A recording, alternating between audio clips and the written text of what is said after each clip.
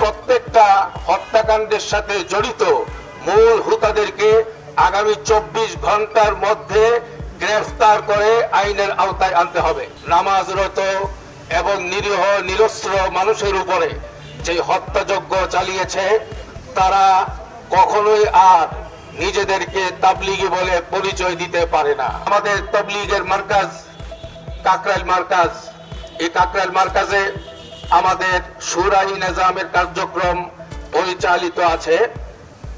আগামী দিনগুলোতেও আজকের এই সংবাদ সম্মেলন থেকে আমরা জানাচ্ছি সাতপন্থীদের কোনো কার্যক্রম তাবলিগের বিশ্ববিখ্যাত মার্কাজ কাকরাইল মার্কাজে তাদের কোনো রকমের কার্যক্রম চালাতে দেওয়া হবে না। সন্ত্রাসী বাহিনী, সুতরাং সন্ত্রাসী বাহিনীদের কোনো কার্যক্রম তাবলিগের নামে কাকরাইল মার্কাজ সহ বিশ্ব ইজতেমার মাঠ সহ কোথাও তাদের কোনো কার্যক্রম চলতে দেওয়া যাবে না।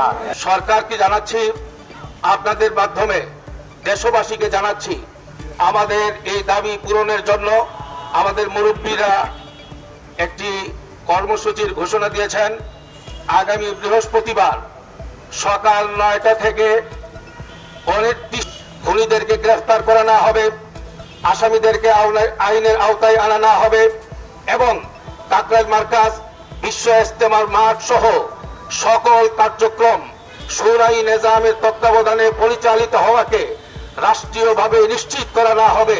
ততক্ষণ পর্যন্ত আমাদের মুরব্বীদের তত্ত্বাবধানে এই অবস্থান কর্মসূচি চলতে থাকবে ইনশাআল্লাহ।